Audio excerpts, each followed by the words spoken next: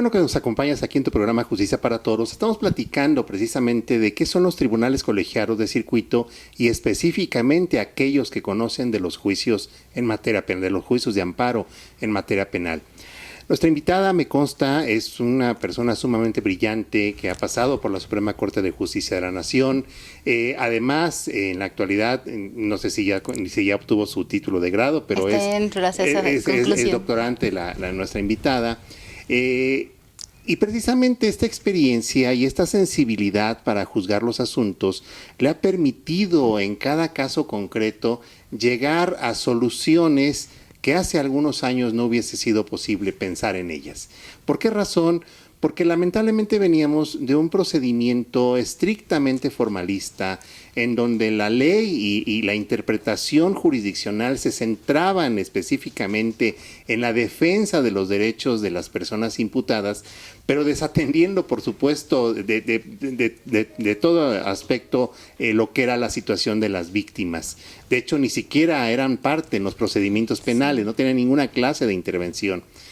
¿Nos quiere compartir algunos casos que hayan marcado su trayectoria a usted como secretaria primero en la Corte y ahora en un tribunal colegiado en materia penal, por favor?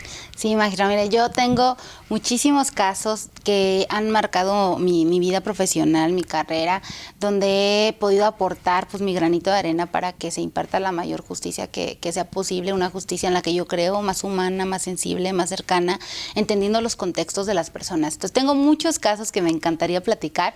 Voy a platicar algunos de ellos, donde hemos podido ayudar a que se resuelva con justicia, ya sea porque es un sentenciado o sentenciada o porque es la víctima, pero a que se resuelva con justicia. Nos ha tocado, por ejemplo, participar en casos donde la víctima fue víctima de una tentativa de feminicidio. Y van a juicio, y en juicio pues el juez de primera instancia resuelve pues que no se le va a condenar al acusado por el tema de la reparación del daño. Lo condena, ¿no? En cuanto a delito de responsabilidad, dice pues que se tiene por acreditado, pero dice, pero pues al final no voy a condenar por reparación del daño porque no ofreciste pruebas para acreditar pues los daños que tú sufriste. Se va al recurso de apelación y en el recurso de apelación confirman y dicen, pues sí, efectivamente no ofreciste prueba para acreditar pues el daño que sufriste. Entonces promueve ella el amparo directo y nos llega y me toca a mí ser la secretaria proyectista del asunto. Yo reviso el asunto y digo, ¿cómo no ofreció prueba o qué más prueba quiere el juez que la propia naturaleza del delito? Una tentativa de feminicidio en la que los hechos eran pues que había ido su expareja sentimental y que la habría tratado de privar de la vida con un cuchillo, le desgarró parte del cuello, la mano también la lesionó, le hizo algunas puñaladas y pues estuvo ella en varios días, semanas en terapia intensiva, ¿no? O sea, luchando por su vida.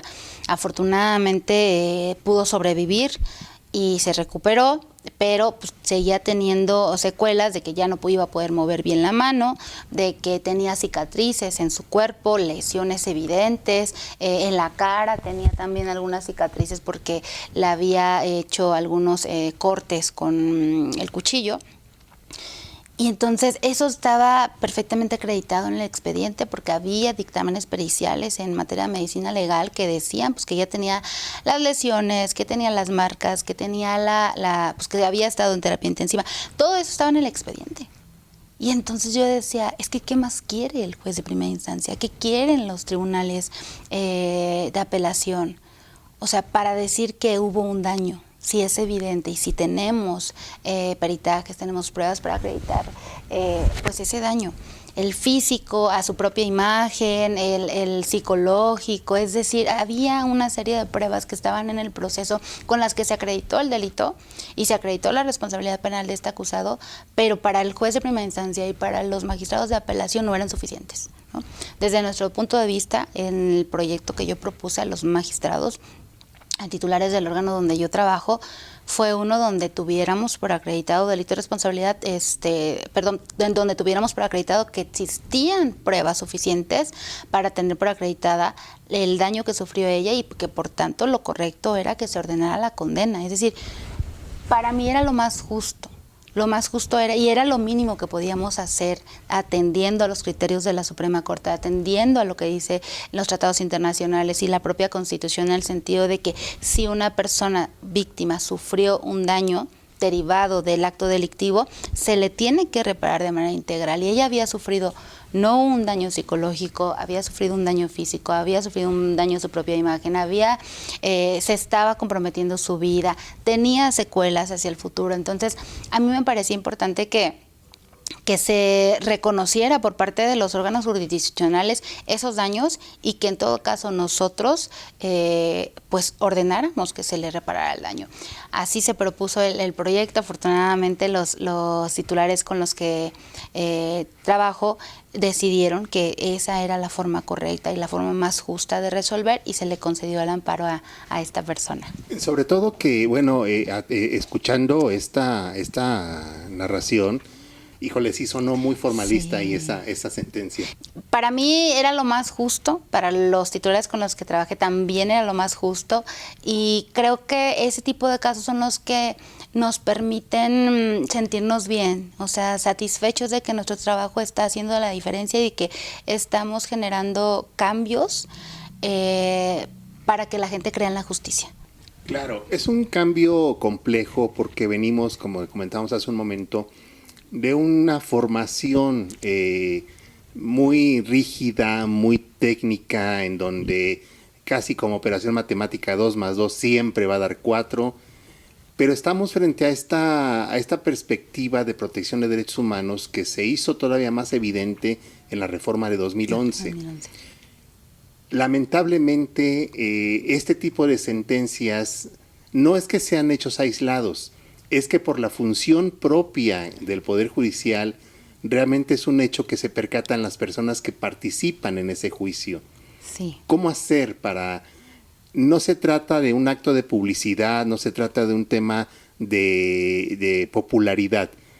¿Cómo hacer que la gente entienda que el órgano jurisdiccional está evolucionando precisamente, o se están ahora perfeccionando las bases para llegar precisamente a impartición de justicia no estrictamente formal, más justa, más cercana a las personas, que estamos hablando de una justicia más humana?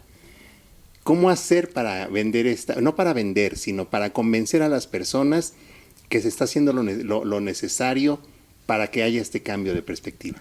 Yo creo, magistrado, que es una labor de comunicación que tenemos que hacer. Yo creo que en todo este proceso de cambios desde 2008, 2011 y a la fecha, estos cambios nos han permitido pues entender que estamos en un escenario social diferente, en un escenario social que nos obliga a la comunidad jurídica a también adaptarnos. ¿Y qué significa eso? Que hoy la gente quiere estar más informada en todos los temas, en todo sentido, y creo que nosotros en Poder Judicial Federal también tenemos que contribuir a permear con la información jurídica hacia la ciudadanía. Y parte de esto son nuestras sentencias, es decir, antes se decía, las sentencias hablan por los jueces y los magistrados, y la verdad es que sí, pero nadie los escucha, ¿no? Nadie los escucha. Entonces, en esta labor justamente de cambio, nosotros también nos tenemos que adaptar, y creo que aquí lo que nos ha faltado, y creo que lo que tenemos que seguir haciendo, y creo que lo estamos haciendo un poquito usted más que yo, es justamente esta educación jurídica ciudadana, ¿sabe? Esta educación jurídica ciudadana donde les podamos compartir criterios como estos y que ellos entiendan qué estamos haciendo, pero también entiendan qué pueden hacer ellos, ¿sí? O sea, nosotros cómo estamos abordando cada asunto y cómo estamos tratando de proteger sus derechos, pero también que ellos entiendan cómo ellos mismos los pueden exigir o cómo ellos mismos los pueden defender. Es una labor de comunicación.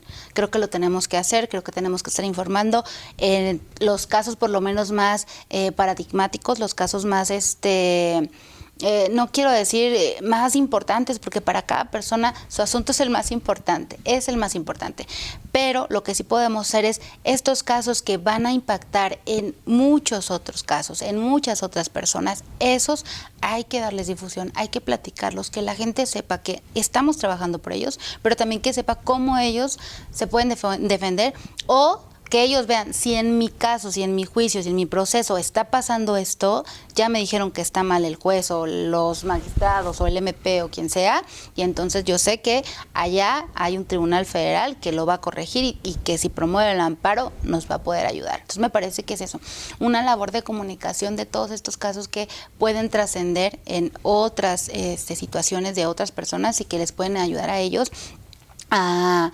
defenderse. Algo un poco como lo que ha hecho la Corte, porque la Corte ha hecho una labor de difusión muy importante, pero son las sentencias que se ven en la Corte, que son los menos casos que les llegan, pero además son los menos cotidianos, ¿sí? O sea, los casos cotidianos son los que vemos todos los días en los tribunales colegiados, es la realidad, y no todos esos casos cotidianos llegan allá. Entonces, si bien la Corte hace una labor de difusión importante y de comunicación importante y tiene las herramientas nacionales para hacerlo, lo cierto es que no es suficiente, que también los tribunales colegiados tenemos que entrarle a la labor de comunicación, también los juzgados de distritos tienen que entrarle a la labor de comunicación, y no se diga los de primera y segunda instancia a nivel estatal, porque ellos también ven la justicia cotidiana. Entonces, a mí me parece que es importante esta labor de comunicación, de que estemos hablando de los casos, tratando de cuidar los datos sensibles, pero sí una experiencia nos puede servir para cómo vamos a actuar en el siguiente asunto. Le quiero compartir otro. Los vemos Okay. en el siguiente bloque, que tenemos que hacer un corte comercial. Adelante. Continúa con nosotros, por favor. Como ves, el asunto está muy interesante.